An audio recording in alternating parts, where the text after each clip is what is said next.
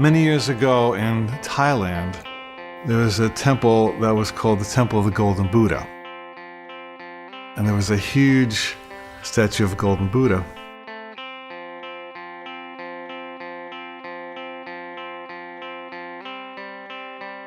And word came to this village where the monastery was that an army from a neighboring country was about to invade. And they got the brilliant scheme to cover the Golden Buddha, which is quite large, with mud and concrete so that it looked basically like a stone Buddha, and the army would perceive no value in it.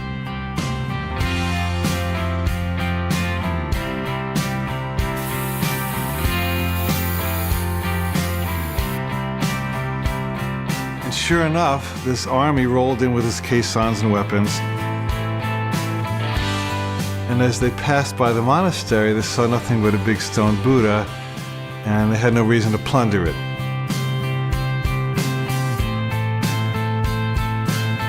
Well, years went by because the army continued to occupy it, until there was a time in the monastery in the village when no one remembered that the Buddha was golden, until one day a young monk was sitting on the Buddha meditating on his knee.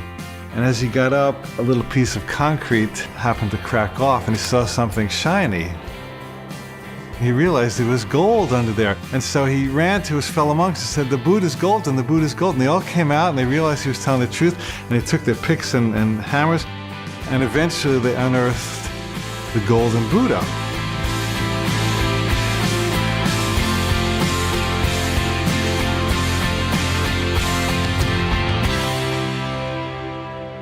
Now, what's the metaphor here?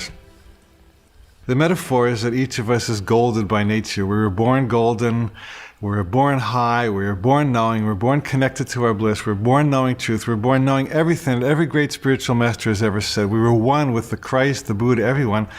But then we went to school and they said you have to dress like this, and this is what boys do, and this is what girls do, this is what black people do, this is what white people do, on and on and on. And so we developed a casing of stone over the Buddha, to a point where at a young age, maybe 4, 5, 6, or 7, we believed that we were the stone Buddha, not the golden one. And then something comes along that cracks our casing. Maybe it's an injury, a divorce, a financial setback, a governmental change, something that really scares us and bugs us and knocks off a piece of our armor. And only in that moment of the armor being knocked off do you get to look inside and see the gold. And let me tell you, friend, that the moment you see that gold, the armor and the concrete will never satisfy you again. At that point, you truly enter the true hero's adventure. And all you want to do for the rest of your life is pick away the stone, because the gold is so much more fun.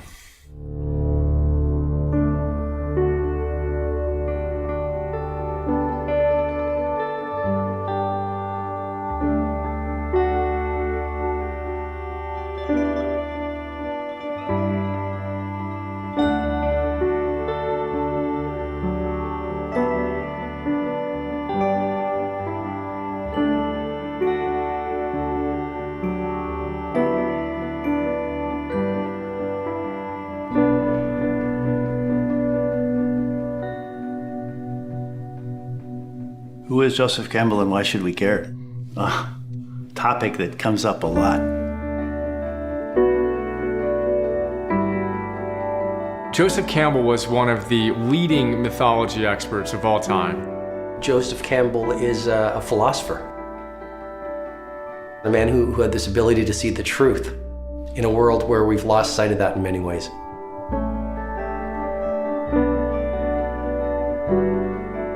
He studied all of these classical myth traditions, and he actually started by studying Native American mythology. He fell in love with it when he was a kid. This was his bliss.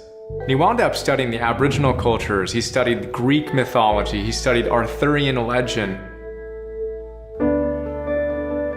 He dissected and really diagrammed all of our stories. He compared the philosophies, the mythic stories of the whole world. All myths, all movies, all novels, all romances. And he find this one story within all the stories that we can relate to no matter where you come from. he recognized that in spite of all the different stories we seem to be telling, there's really only one. And he called it the hero's journey. There must have been thousands and thousands of hero stories from every culture, but until Joseph Campbell came along, certainly I never realized how they all kind of fit together and how they were basically the same story. I was a religion major in college. I was taking my final exam, and I had a moment where I was just gobsmacked. It's just like, holy crap, it's all the same thing. I mean, it is really all the same thing. The hero's journey is a pattern. You can almost think of it as an algorithm that has three basic parts: separation, initiation, and return. Separation. You are in one kind of a reality, in one kind of a place, you are separated from it. Initiation. You're put into another place where you are in some manner initiated. Return. You come back.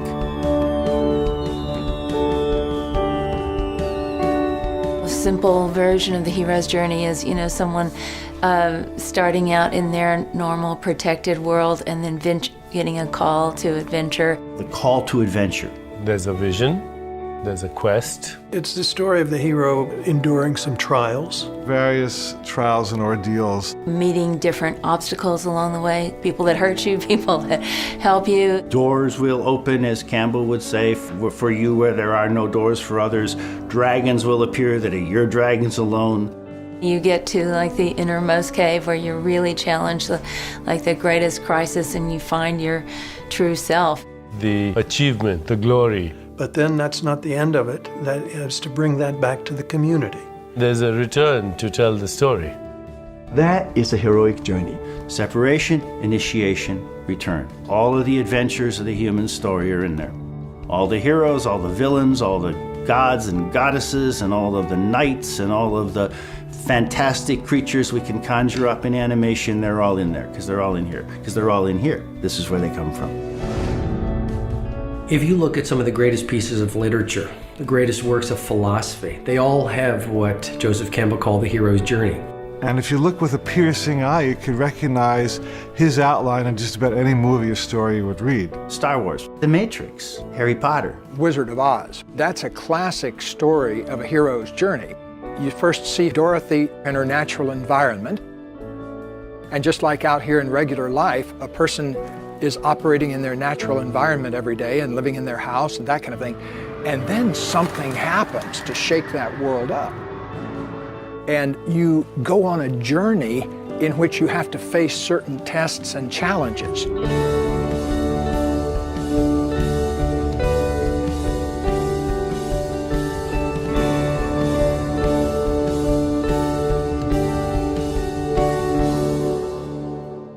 Storytelling is typically about people learning something. You go to a place which is dark and mysterious.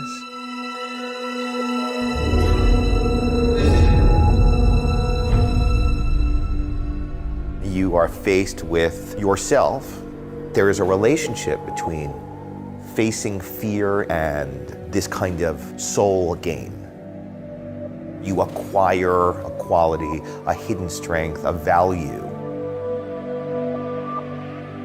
Moments where somebody is tested, somebody moves to a place where it feels like a crisis point, and then they are restored, redeemed, made better through that trial.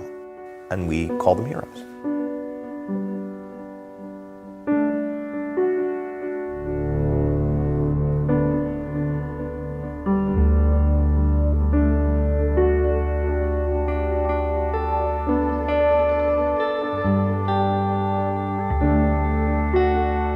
If all of these stories boil down into one map, we can use that map because all human beings are the same, whether they're going through a war like World War II or going through a war inside. It's basically the same kind of process.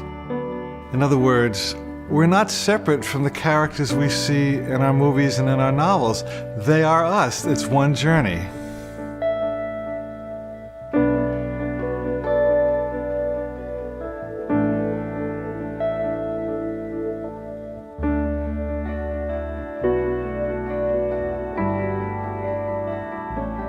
The whole idea of hero's journey, a journey of life, clear patterns to guide you through.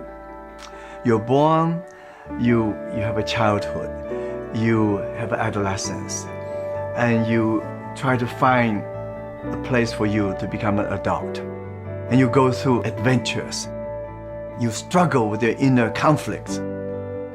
And finally, you become a hero, you slay the dragons, you succeed in conquering all the demons, and you step over thresholds, and finally you have arrived.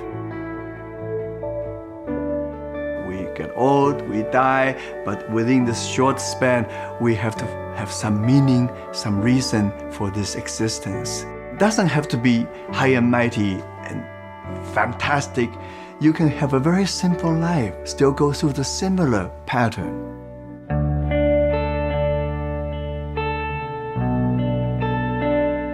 We go out and we watch a great hero's journey movie. It's that impulse within us, that seed of potential that wants to be actualized, that's being talked to during those movies and being whispered to, it's time for you to do that. That's the story here. That's what it's all about. There's wonderful narrative iconography for how to live life.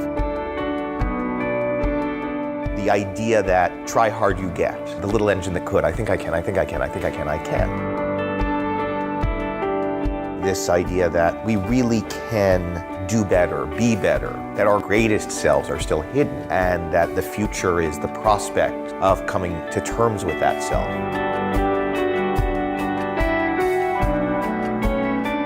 Dorothy had to confront her inner barriers. And so the journey she went on was not just a journey to find out how to deal with the Wicked Witch of the West, it was how to deal with her own inner resources, how to claim her own inner resources. And at the end of the movie, how did she get back home? Well, she clicked her heels together. So she had it all the time, the ability to get back home, but it didn't get mobilized for her until she went through all of those challenges and was able to kind of test herself.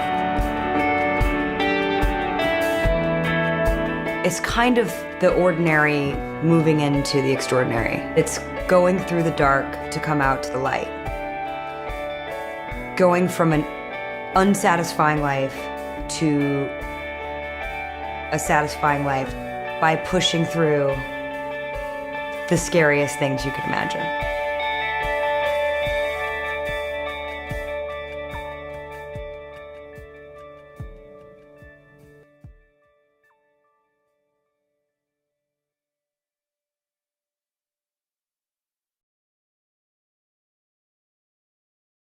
The most important thing that the myths teach us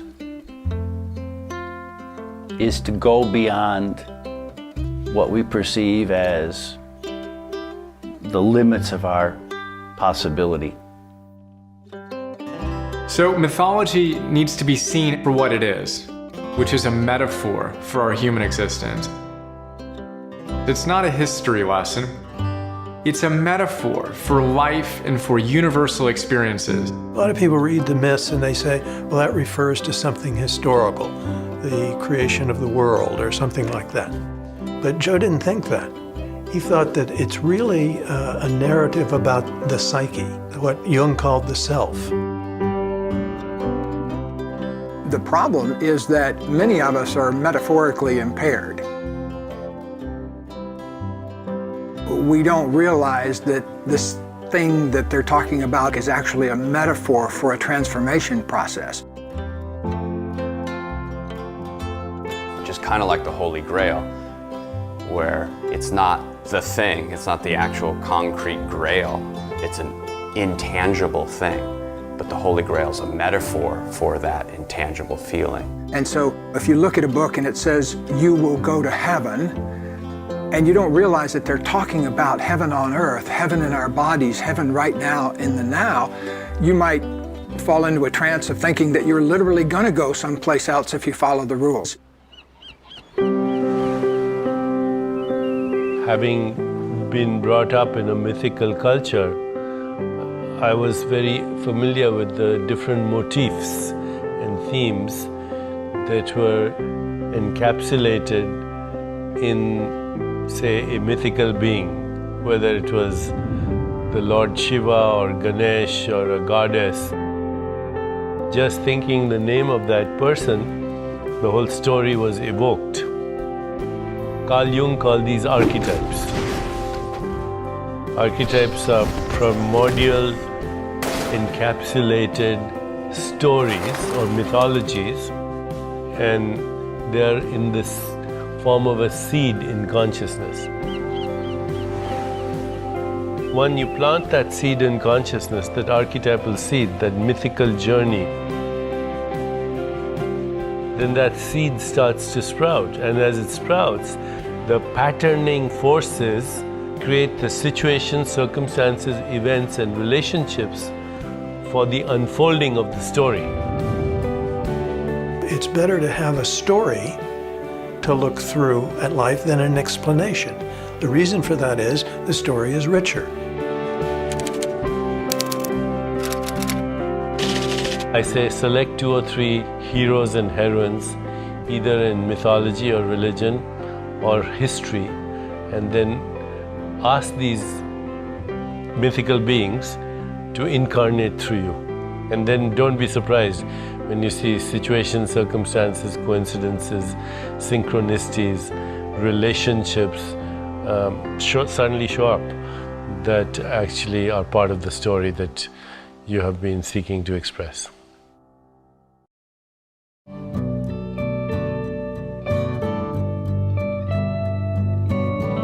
Once upon a time in the forest, there was this little tiger cub amongst a flock of sheep. And he ate grass, and he wandered around with the sheep.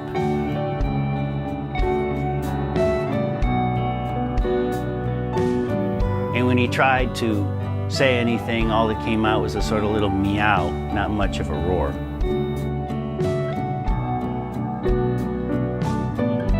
And one day, through the forest comes a large male tiger.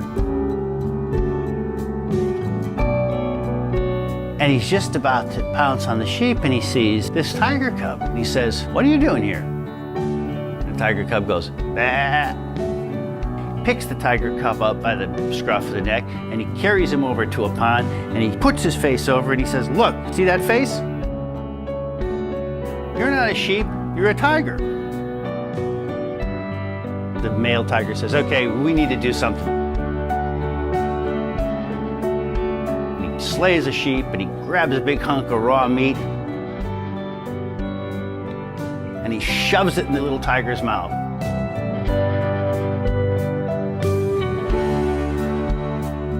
And the little tiger gagged on it as all do on the truth. But it went down. And he got a little bit of energy, and pretty soon he had a bigger tiger roar. And eventually he had a full tiger roar, and he went off with the male tiger. I think the moral here is self-evident. If you're a tiger living among sheep, you're a pretty poor specimen of a tiger. And we are all tigers living among sheep. We are all individuals with a self that we don't even begin to understand.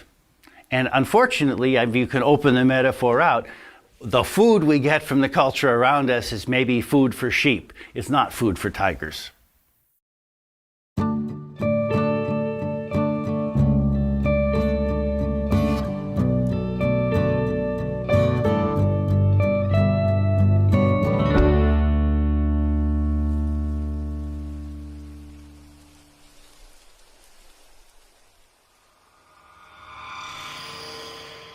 Have to catch at least the spark of what your life is going to be, or you may spend those dreary decades in corporate America climbing the ladder only to discover it's against the wrong wall. You get to the top, who cares? If this path of the hero's journey is fairly simple in design, why then is it that everybody isn't living it?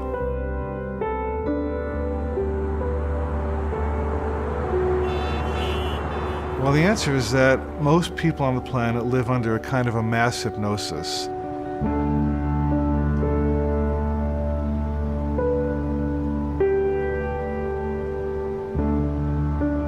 There's a tremendous pressure, even in the media, on really keeping people in their place, in the sense of keeping them happy, tranced out consumers.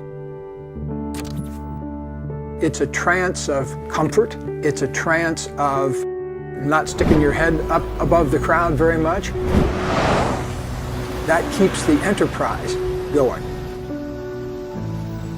Most people think it's a luxury and a great privilege to stay home and look at their 800-inch television. If you just space out, you're not developing. We're stimulated by some images and some loud noise. It's about collecting things and stuff and making a lot of money and doing a lot of things, and it's impossible to enjoy that because you end up on that treadmill and you can't get off. And so most people, unfortunately, because they are so victimized by the environment, they have no time to think or be themselves. They become bundles of conditioned reflexes and nerves that are constantly being triggered by people and circumstance into very predictable outcomes and predictable patterns of behavior. There's no creativity.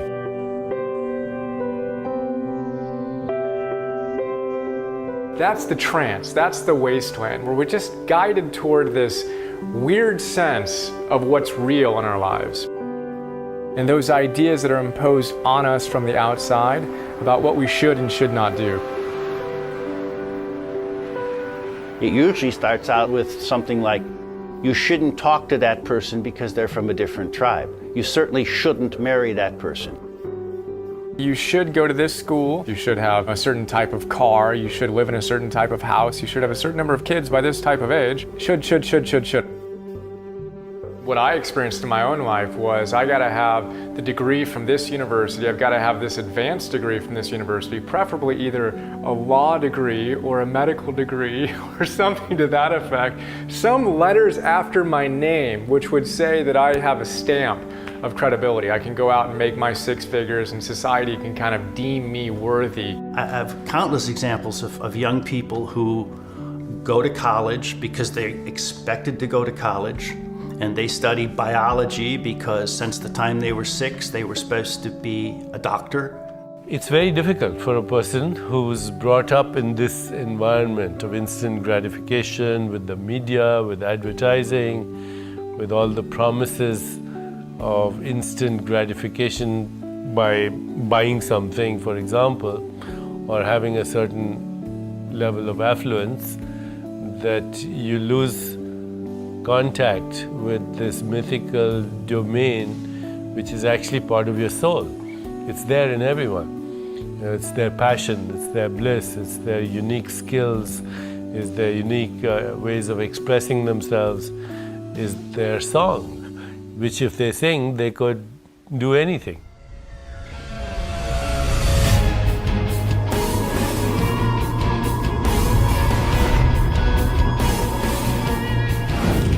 If you look at every heroic journey, the hero has been confronted with the fact that the world that they thought was reality was nothing more than illusion. I go back to the Matrix, which is, what was the Matrix? It was just this big illusion. It was the dominant values and beliefs that the world had put around this guy, Neo, the seeker on the hero's journey. And what did he do? He felt this longing to go beyond the illusion, to go beyond the Matrix. So he took the red pill and he woke up to reality. And what was reality? Reality was he was full of potential.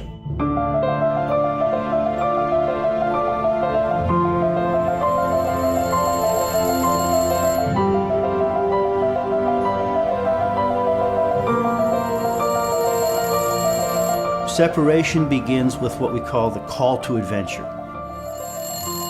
Campbell tells us there's literally almost a phone ringing. It's like the universe, the divine God, whatever you want to call it, literally dialing you up and ringing and giving you a call, asking you to step out and to live your journey. Something breaks into your quotidian reality and makes it impossible for you to continue. Well, you can hang up the phone, you can run away. But it'll keep coming back until you finally answer the call.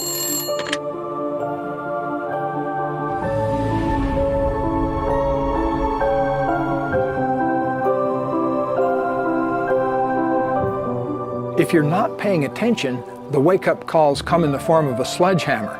You know, if you're paying attention, they might come in a tickle feather. So we don't always get the call as a choir of angels with trumpets singing to us beautifully one sunny morning. In Star Wars, Luke comes back, his house has been burnt down. He's got to go. Oftentimes it comes in the depth of our despair, in losing a job, getting fired, getting divorced, having your house foreclosed on. These things that you just would never want to have happen are often the exact things we need to catapult us, to catalyze us into that next version of ourselves. Bad things happen to good people. And when that happens to them, they typically are thrown for a loop. Because they frequently have felt everything's going along, I'm doing everything right. What happened? Well, you know, the universe just upended you. And it does do that. Chinese symbol for crisis are two symbols. The first one is danger, and the second one immediately is opportunity. So crisis is both danger and opportunity. This idea that if one storyline collapses, that's the end of the movie, is not true of human life and never was true of human life. I know people who've prospered in the most extraordinary way in the worst type of adversity. It's actually revealed something to them about themselves they didn't know, and that became the new journey they took.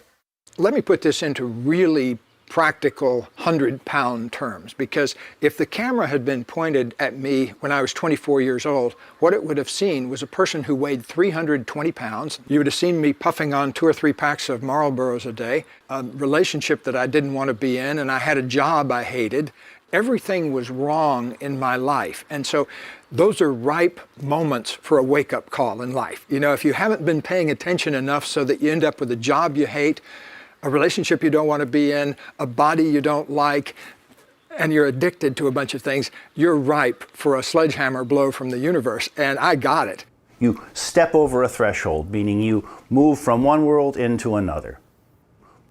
Sometimes you're shoved from one world into the other. I went out for a walk, and I stepped on the ice on the road, and my feet shot out from under me, and I smacked my back of my head on the ground, frozen ground, and it knocked me out just enough. I wasn't completely unconscious, but I had a vision while I was semi-knocked out.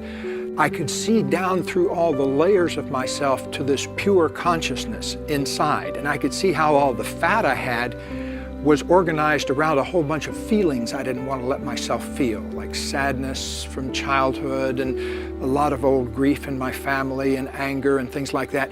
And I realized that the fat was there to keep me from feeling those feelings. And so as I began to come back to normal consciousness, I made a vow that I was going to change my life so that I could live in that state of pure consciousness instead of having to have all of that armor around me.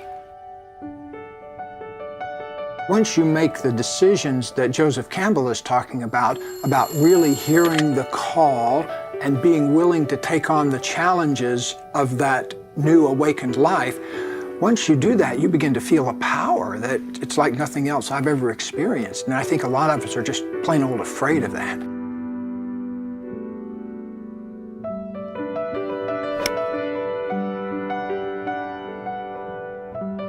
I tend to think that people wake up to the fact that they're the hero of their own life when they get tired of being the victim of their own life. At the point that that you say enough, I don't want to listen to my parents anymore. I have had it with my boss. I'm really having problems perhaps with the sermon I'm being taught. You can either surrender to victimhood, and a lot of people do, or you can surrender to a fundamentalism. You can basically give your responsibility to someone else and say, tell me what to do and I'll do it. Or you can say, I have a choice here and I'm responsible. Now, what does it mean to be the hero of your own life? It means to be responsible for your own adventure.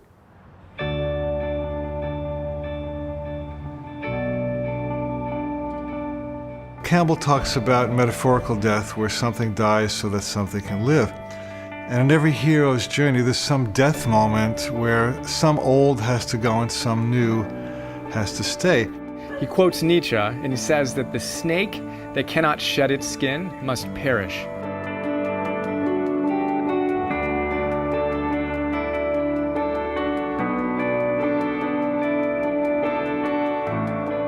When death is a motif in a myth,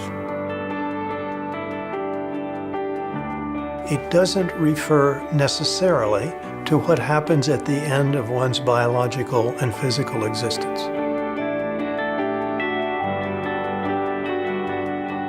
It's an indication that change is taking place.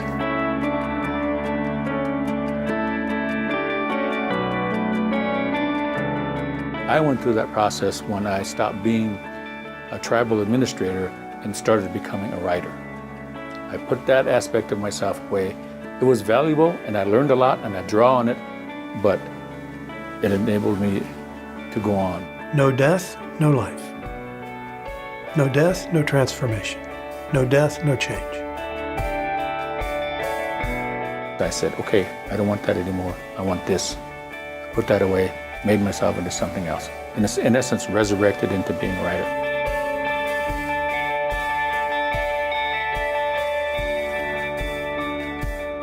The whole key to blessing death is to recognizing that it's just a death of one old form that has played itself out and has no use anymore, which always, as the phoenix rises, and gives way to some new form that has new intrinsic meaning and makes your life even bigger and better.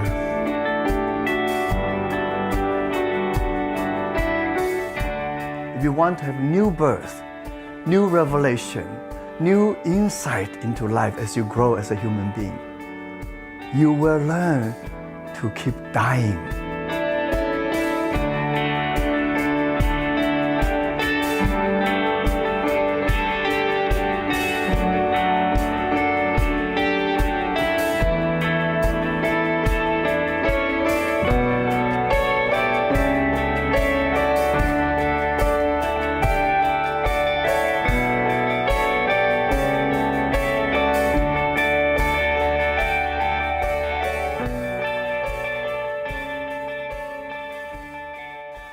I think it's tricky to afford a proof. I think there are proofs in our lives. I think the proofs exist in our ability to transcend the worst things that have happened to us. My proof is I was abused as a little boy, and not something I chat about typically, but in this context, it was the worst thing ever, you know, and it went on for a very long time. I was very young, and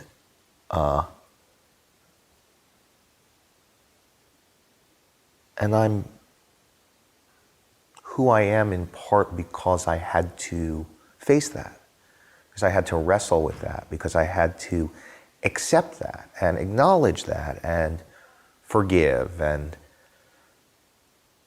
all the terribly difficult things that come with that. I had to tell my parents. I had to, you know, it's this, you know, and by the way, it's one of these things that you work with for the rest of your life. But from that most difficult thing also came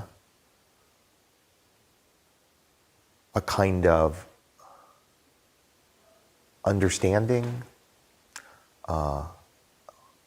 I get high marks on compassion. I wouldn't wish it on anybody, but it is part of what made me me. So the truth is, it's not what happens to us, it's what we do with it.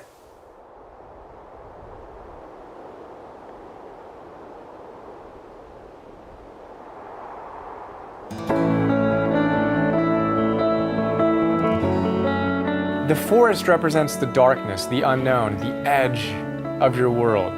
And it takes the courage of a hero to go into that forest. The people in your community don't understand why you want to go into that forest. And in fact, they're pulling you back, asking you, why can't you be happy with what you have here? But there's this urge that exists within the hero to go and explore. Joseph often used the Knights of the Round Table when they behold the golden chalice. There's a story with King Arthur and his knights. After the knights have seen the Grail and decide to go forward on a quest, they made a vow. They decided that the knightly thing to do, the noble thing to do as individuals seeking their own in the collective, was to go in to the forest at their own points. each knight enters the forest where it was darkest and there was no path. They cannot follow other people. They have to go in, find their own entry into the dark forest. And Campbell makes it really clear, if you go into the forest where there's already a trail, that's the one sure sign that you're not on your path. Because if they follow somebody else's entry, it's somebody else's path. That's not going into the forest. That's not initiation. You need to find your own path, and that kind of comes from that impulse within to go out and really discover who you are beyond just the narrow confines of how you've been conditioned, what you've been told to do, and go out and explore for yourself what your truth is and how you can go out and rock it.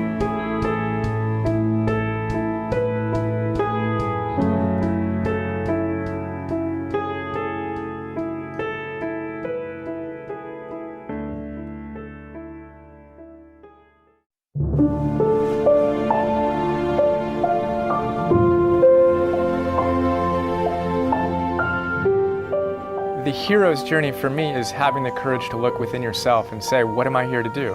What am I most passionate about in my life? What are my greatest gifts? How do I give them to the world? And Joseph Campbell captured it with the phrase, follow your bliss.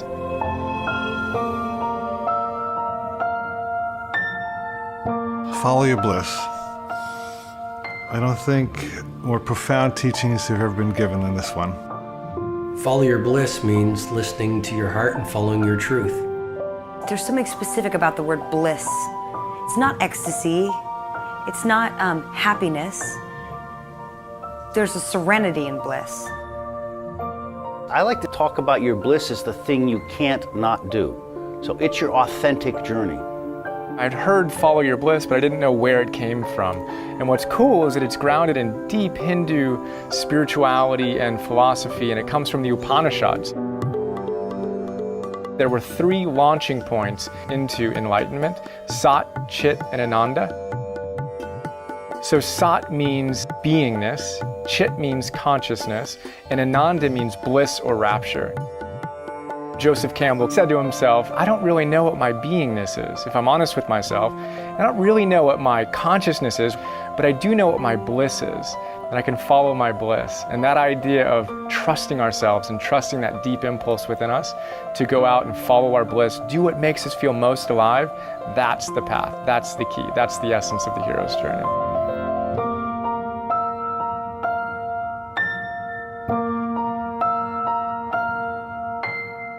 Follow your bliss does not mean get addicted to pleasure. It's more than just something that you wish for. It doesn't mean escapism. It doesn't mean hedonism. It doesn't mean selfishness.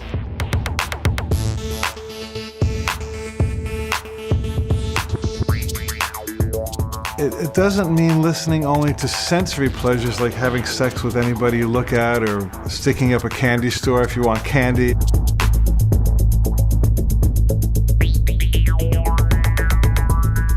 Don't follow what other people think is your bliss.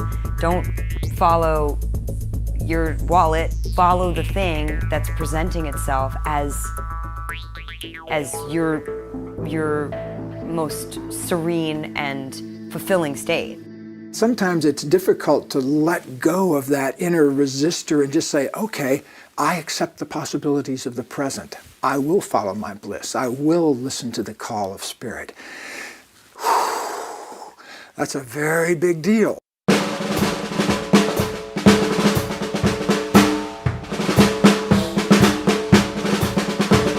Daddy said, what do you want to do? I said, I need to leave school. I'm never going to learn anything. I'm not going to university. I said, I want to play drums. I've learned to play drums in the attic, and that's my world, and totally naive, like, psh. So Dad sends me off to London with a drum kit. So I went to London, and all of it came true. Of course, I'm not sitting here, I've got to be rich and I've got to be famous, but I have to be doing something I love to do. And I have so much passion, and I didn't even know what that was really all about, but I do now.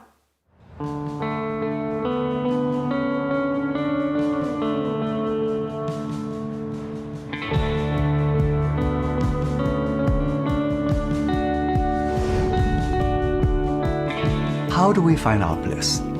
This is what everybody is asking.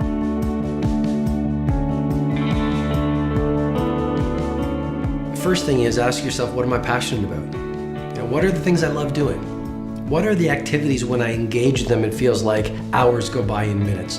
That's one big clue about what your bliss is. What I say is, find out what you most love to do, and then do more of that thing. Ask yourself right now, what was it that made me different as a child? What set me apart? What caused me to cry at night in my pillow because I didn't fit in with the in crowd? That is probably precisely where the door to your bliss is going to open. Go back and find it.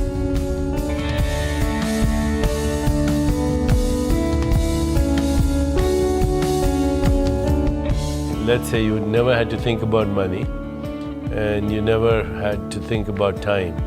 If you had all the money in the world and all the time in the world, how would you express yourself, and how would that benefit the ecosystem, the larger web of being? We have to find a way of reflecting on those experiences we've had that engaged us and where we became lost and totally absorbed in them. So, for some people, a way to do that might be to write these things down. Others don't think like that. They don't like to use words all the time, so maybe collect some images, cut some images from magazines, collect music that's always inspired you. But some way to bypass that outer barrier to your own sense of energy. It's not about being successful. It's not about feeding your family. Write some bad poetry. Do something that gives you that moment. You can write in a journal, because writing in a journal is a conversation you have with yourself. You can get to know your gifts, your talents, your weaknesses, your hopes, your dreams, your lessons.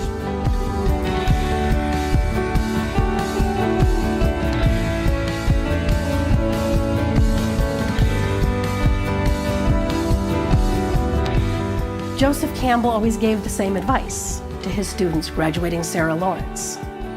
Don't do what Daddy says, because Daddy has one interest in mind for you, and that's your security. And if you bargain away your life for security now, you will never find your bliss. I started skating because my older brother was into it, and I enjoyed it, but I didn't take it that seriously until the first time I went to the skate park and I saw these guys literally flying out of empty swimming pools.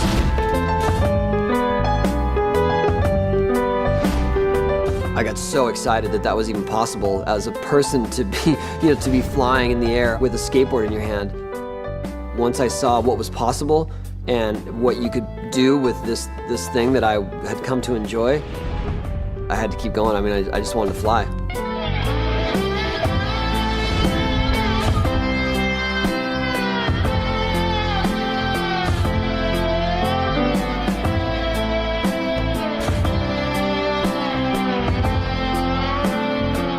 I think it's really important to do things that make you happy, and I know that sounds very obvious, and some of the viewers might say, well, now let's hold hands and sing Kumbaya. But when you look at every great inventor, every great business person, every great scientist, you look at these people who have gotten to the so-called mountaintop, and almost every single one of them to a person didn't do it for the money. They did it because they were chasing their bliss. If you're following your dream and you're doing what you love, it's not always going to be a financial success, but it will be a personal success because you are still doing this thing that you love doing, and what's more important.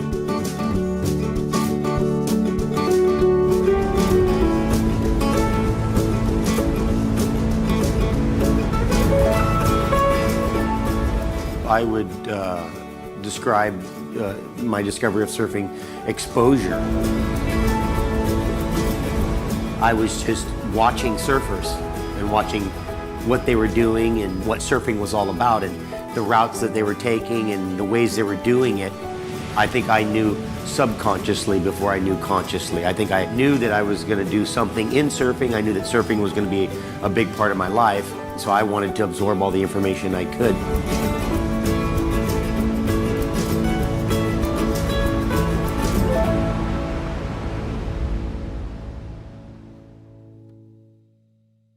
Just because you don't know what the call on your life is right now doesn't mean play ostrich and stick your head in the sand and say, well, just because I don't know it, I guess I shouldn't move towards anything. The very fact that you're looking for your bliss means that you're in the process of getting to your bliss. I mean, part of life and part of the whole journey is exploration. Human resources are often buried very deep. We don't know they're there. And we don't know they're there often because we don't look for them. We don't take the journey. Some people found them, and many people have not found them. And because they've not found their talents, they think they don't have any. I believe passionately that we all have deep talents. Go looking. Try things you've never done before. If there are things you wish you'd done, but you never did, well, why didn't you? Go and do it. Try. If you always go the same route to work, take some different route. If there are people you never speak to, go and speak to them. At least put yourself out there. But don't anticipate what you'll find. Put yourself in uncomfortable situations at least every 7 days. If at least every 7 days people aren't laughing at you or scratching their heads, wondering why you're dreaming so big or doing what you're doing or have such a fierce resolve to achieving your goals, then I don't think you're stretching enough. And ultimately, we grow the most through the things that stretch us the most.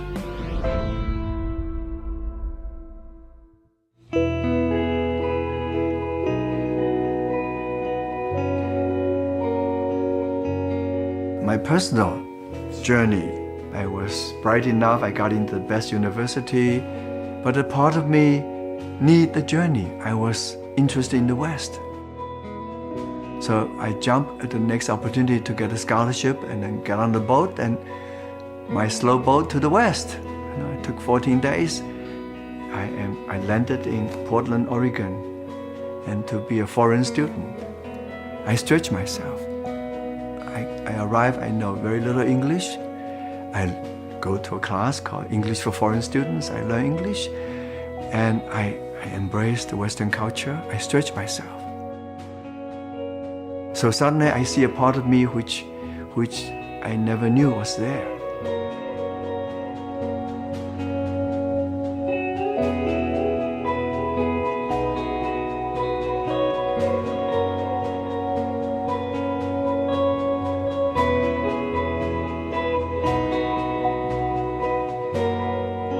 One of Joe's most beloved quotes about bliss is that when you follow your bliss, the universe will open doors where there were only walls. It's a wonderful image. And in fact, a lot of people's experience is so like this. You feel like you're beating your head against a brick wall.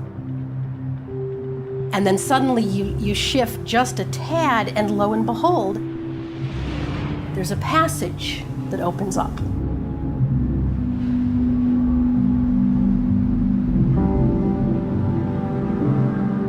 When you truly step forth and trust your bliss, unseen forces have the power to rearrange things to accommodate your step of faith.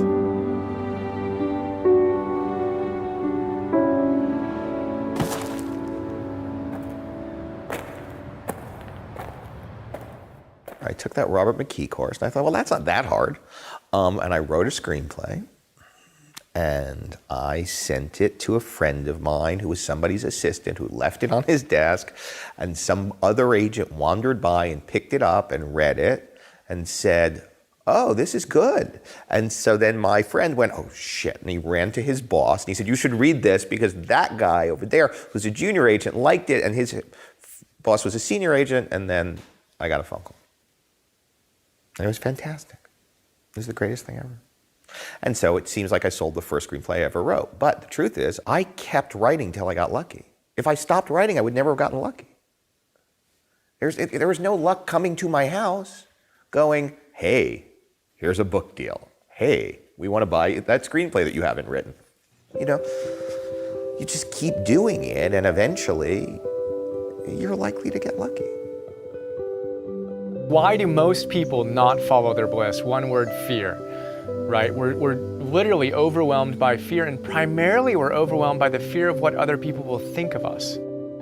Campbell says that what will they think of me must be put aside for bliss. One of the biggest inhibitors to following our bliss is what will they think of me? Am I going to look like an idiot if I follow my bliss and I fail? Am I going to look like a fool? All these different questions come into our mind. Your friends and family, who can be very well-meaning, but really will collude with you to create a story that it's hard for you to get out of. For example, don't do music, you won't be a musician. There's no point trying to be a dancer because you'll never make a living doing that. I think that's the first step to the journey. They're the demons we often have to face down. We are each our own greatest inhibitors. And so people could say, oh yeah, this guy's holding me back, or this situation, but really you're holding yourself back. You're deciding, hey, I don't want to look bad in front of those guys, or I don't want those guys to say some bad things about me, so I'm not going to do that. Who made that decision? You. I'm not going to do that. It means you've decided.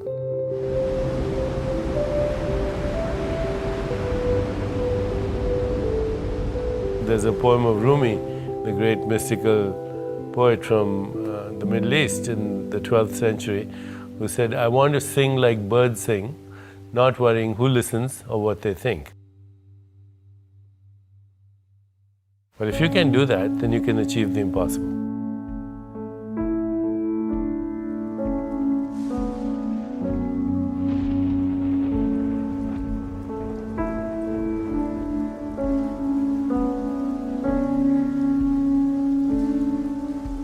For me, one of the most formative times, the first probably most formative time, was when I dropped out of law school. All of my friends at the time told me at least stay through the first year, and I couldn't make it through the first semester. I was literally nauseous at the idea of completing this. I burned my resume. I had no desire to live within the corporate world in any sense. And in the same 24-hour period of time, ended my relationship of 5 years and dropped out of law school. It was an incredibly gut-wrenching, soul-wrenching time. Moved back in with Mom. There were several months where I just laid in bed and slept and read, and it wasn't a pretty process. But the only thing I knew I wanted to do was to coach a Little League baseball team. The little bit of instinct that I had, the little bit of bliss I had in my life at that time was to work with these kids. And I had no idea what would come out of it, and then 3-6 months later, I had an idea that, wow, there's an amazing opportunity to serve families in sports. The internet was just getting going. This was 1998, and I had a vision of what I could do to serve these families and created a company that there's no way I could have imagined when I dropped out of law school. No possible way. But as it turns out, I started this business. We won the business plan competition at UCLA. We raised $5 million. I hired the CEO of Adidas to be our CEO, and we hired the law firm that I would have wanted to work for before I graduated from law school. So just this beautiful, sense of this is it. This is what happens when we follow our bliss. Magical things happen that we couldn't have imagined when we're going through the tough point of making the decision to take the leap, to go for it, and to make the difference in our life.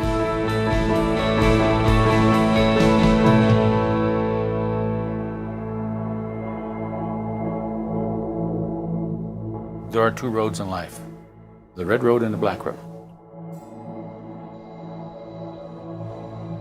red road is the tough road because it's narrow, it's winding, it's full of storms, it's full of obstacles. The black road is easy.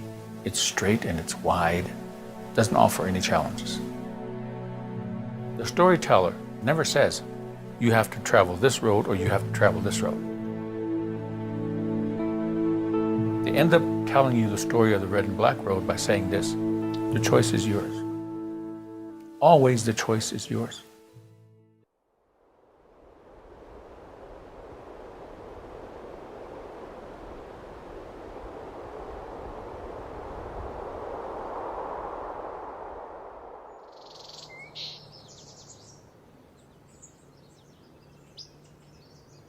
Living this spontaneous life with my father, the bond and the passions that my father shared with me. We got on a plane, 7 in the morning, out of Santa Monica Airport, flying towards Big Bear, where I had won a ski race the day before. We're returning to Big Bear to collect my trophy. On the way, we enter a storm and we crash headlong right into this rugged mountain, 8,200 feet. That's the level we crashed. I woke up. Our bodies were sprawled in this 45-degree icy chute. It was a blizzard. It was hard to find everybody. It took me about half hour, 45 minutes to piece everybody where they were. My dad's girlfriend, Sandra, was still alive. My dad was hunched over, and it was unclear whether he was dead or just so knocked out that he, sort of like comatose or something. I just told myself that he was knocked out. At a certain point, I had to admit that he wasn't going to be able to help me anymore, that I was on my own. Sandra and I took shelter under a wing. Many things happened. Eventually, we started down this initial icy chute. She slipped and was killed. An hour later, I came across her body. I covered her with twigs and leaves and stuff, even though I knew she was dead pretty much. But her eyes were open, so it was confusing for me at that age. I was 11. And then I continued down, and varied terrain and all kinds of things happened. I got stuck in snow. I had to get through little creek gulches and broken rock and ice. And I just wanted it to go away. More than anything in the world, I wanted that pain to go away. Now, had I not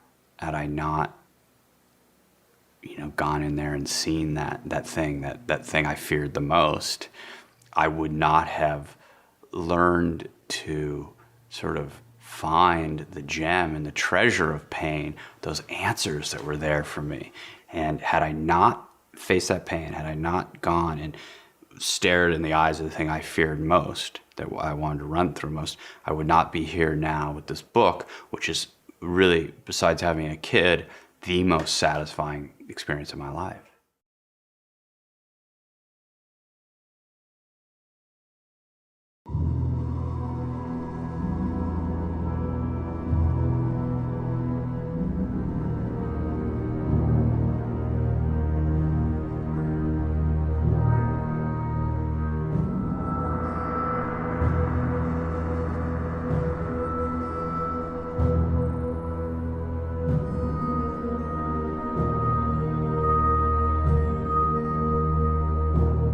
Campbell talks about the fact that when we go on the hero's journey, there's a dragon we must slay. Now, a dragon is the most challenging, fierce creature that can ever be created in mythology.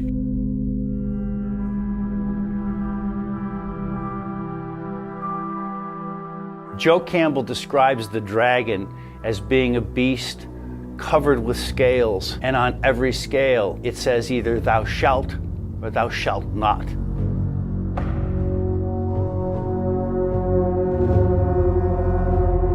So this beast is a construction of all of the rules, regulations, social obligations, cultural accretions that have made you feel that you either have to or can't do certain things.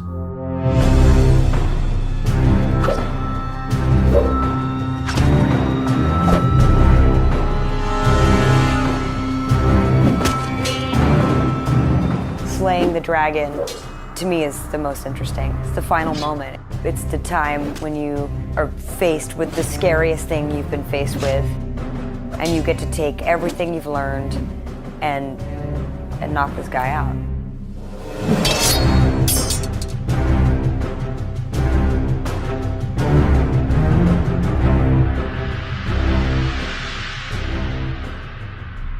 If you were to ask me, what's the one thing that keeps people from their mountaintops? What's the one thing that keeps people small rather than allowing them to present their genius to the world? It's their fears, or as Joseph Campbell says, it's their dragons. Fear is anything that gets in you. It's a beast, it's a monster. Fear is, what we face every day. We fear that we're going to be rejected, that we're going to be, no one's going to return our phone call, that no one's going to like what we made or what we did or what we said. Fear that is unfaced has a tendency to creep. It moves through your experiences. It starts to toxify your perceptions. You become scared. Love is what we're born with, and fear is what we learn. And I think there's a great truth in that. I remember when I decided I wanted to do a full loop ramp, and I had this idea. I knew it was physically possible. I mean, you do it with Hot Wheels, you can do it with a skateboard, right? And so I presented the idea to my sponsor at the time, and I said, hey, I think I could do this. And they said, that sounds awesome, let's build a ramp. And I designed the ramp. And all this was on paper, and it was my idea, and I'll never forget driving up and seeing it, and this wave of fear just crashed over me, like, oh my, are you serious? Like, I made a loop, I'm really gonna, and I'm the only one that's even volunteering to do it. And at that point, I felt like there was so much at stake to not do it. Because at the time, no one was building extravagant ramps. No one really had money to do that kind of thing. And there it was, and I was like, and I just had to sort of internalize and say, okay, you keep telling yourself this is possible, this is the time, we got to make this happen. And little by little, I figured it out, but I took some heavy hits that day.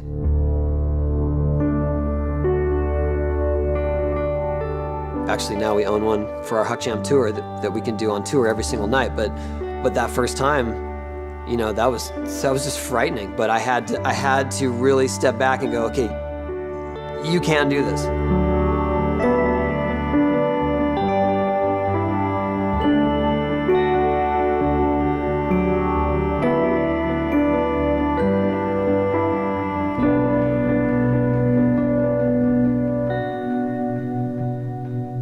Fear is a very interesting thing. First of all, we need to realize that fear is an inherent part of the human experience.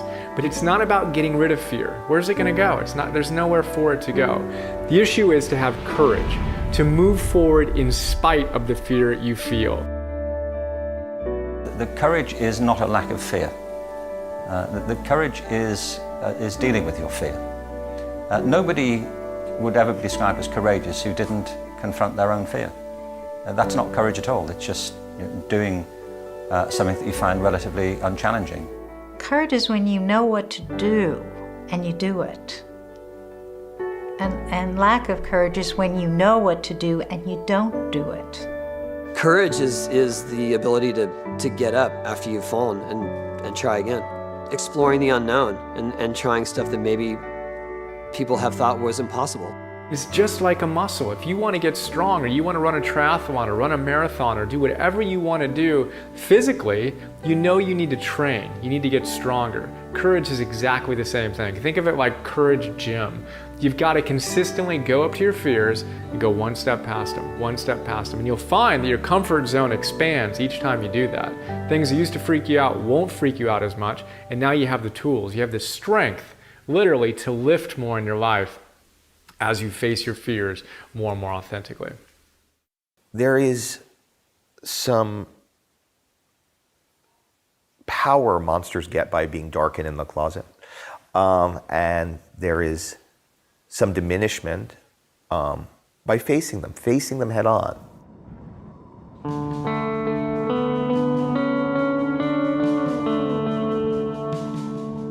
So Joseph Campbell talks about slaying dragons. And what do most of us do in our lives? Whether it's a difficult assignment at work, whether it's a difficult conversation we know we should have with a loved one, whether it's something we're resisting, we leave and run in the opposite direction. Rather than running away, we should go closer to it, because once we can see our fears, the death of the fear becomes certain. Just do the things that scare you. You know, courage is what comes afterward. It is okay to be scared. That shouldn't stop you. It's a healthy warning, but it shouldn't stop you.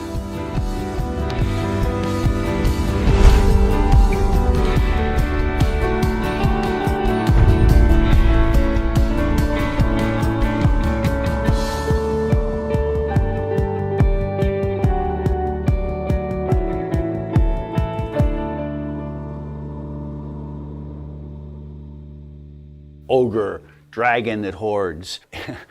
All of these stories talk in those terms for several reasons. On the one hand, we could call it projection in a psychological sense. So we project out and we create an antagonist that we have to slay. But what's actually happening is we're dealing with the energies inside ourselves. What is outside is in fact a reflection of what's inside, that in fact you've sort of chosen your monsters. Of course, in Star Wars, which was pretty much entirely based on Campbell's paradigm, Luke Skywalker has to go into the cave where he does battle with Darth Vader, where finally he cuts off Darth Vader's head. And the head rolls to his feet, and Darth Vader's helmet opens up, and what does he see but his own face? He thinks that there's evil outside of him. When the struggle between good and evil is understood to be going on inside of us, it can be very beneficial. This is part of a personal transformation, overcoming our negative aspects, emphasizing our good ones. But what often happens, of course, we want to feel that we are good, so we don't find the negative within ourselves, we're going to find it somewhere out there. The great obstacle for most of us really is ourself. You know, if we can overcome that basic fear about what we might achieve and we take that risk, I think all kinds of things open up. In Campbell's terms, you know, we can all be heroes.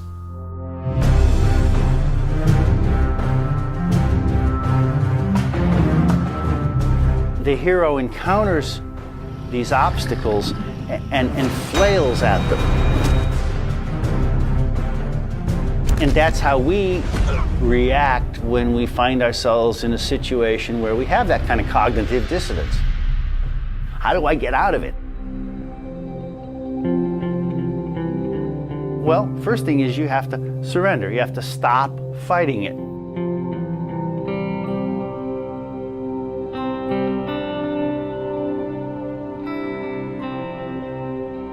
So slaying the dragon is really coming to terms with that inner part of yourself that you think is bigger than you. And in doing that, then you grow a bigger sense of yourself.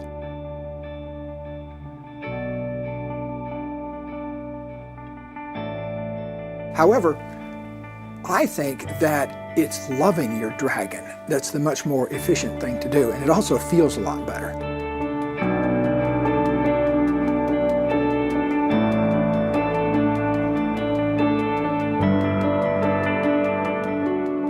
When you do that, then frequently, whatever the dragon was hiding, hoarding, they step away and give it to you. They give it to you. Because what are you fighting? You're fighting yourself. When you stop fighting yourself, then you're no longer engaged in the fight and you're open to what might come to you. There's always a gift in battling demons and overcoming them, because that's what our soul's journey is about. It's about facing fear and growing beyond it. And as we overcome our fears, we gain power. If we look at our lives, the best, most rewarding moments have come after a struggle.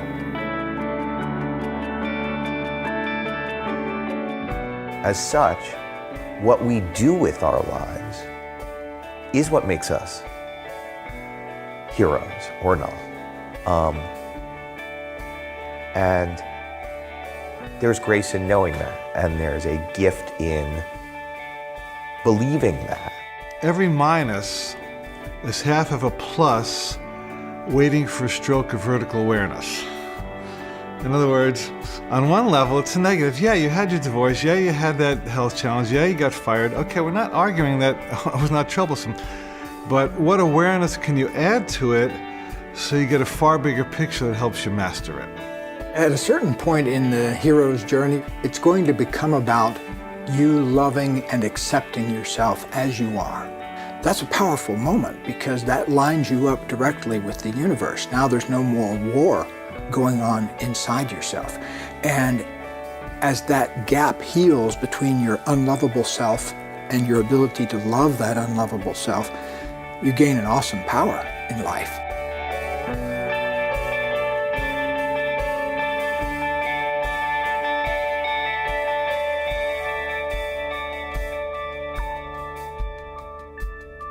The way we think of time is as linear. I'm born, I'm going to go through these things, and I'm going to die. The hero's journey tells us no. You're going to go here, you're going to have this adventure, and you're going to come back. And guess what? You're going to be right back where you were. Now you're going to go over here and have this adventure, and you come back. You're going to go here, you're going to have this adventure, and you're going to come back. And guess what? You're going to be right back where you were. Now you're going to go over here and have this adventure, and you come back. And guess what? You're right here. What did you bring back? What the hero brings back is a story.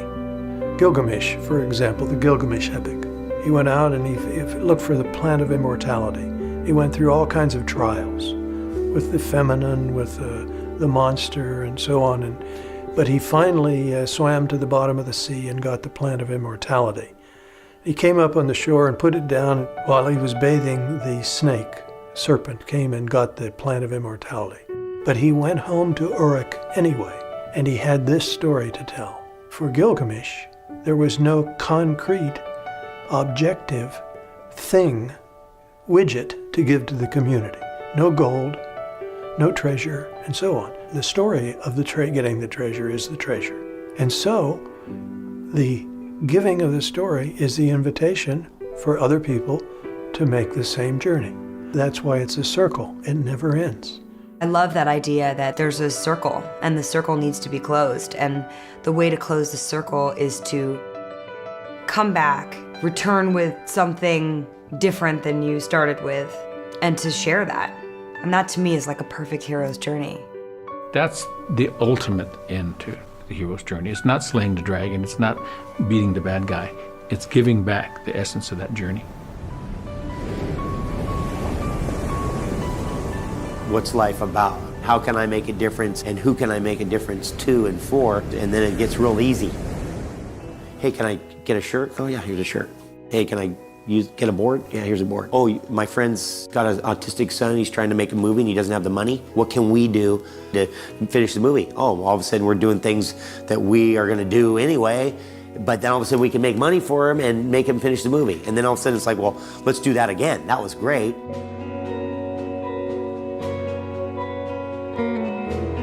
When I found this success in skating that I never dreamed possible, the first thing I wanted to do was to try to help kids get a facility, and that was the first thing I did. I started a foundation for public skate parks.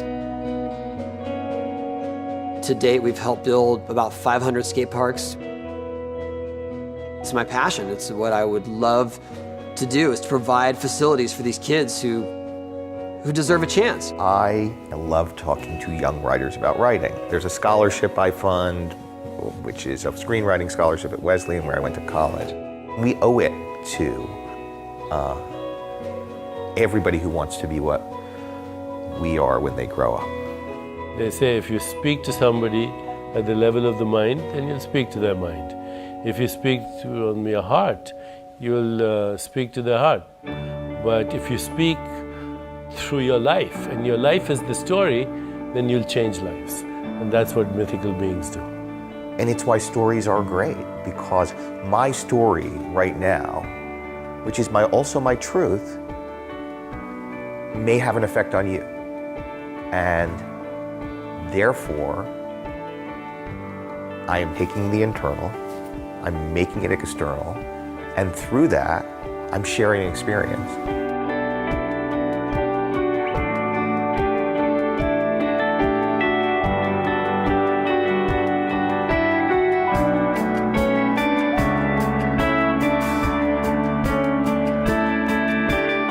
No matter how long you get to live, life is ultimately very short. And before all of us know it, we're going to be dust. And the street sweeper gets buried next to the CEO. And all that really matters at the end of the day is how big we showed up and how courageous we were.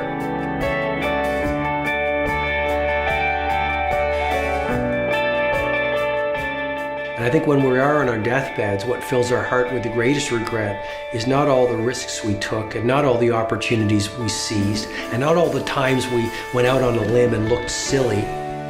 What fills our heart with regret at the end of our lives are all the risks we didn't take and all the opportunities we didn't seize.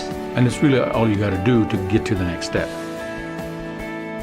I believe we all have it in us to think to ourselves, I can't give up. That choice to not give up is a story you're telling yourself that makes you feel immortal, that makes you feel like you can overcome anything, that makes you feel transcendent. And that's all we got.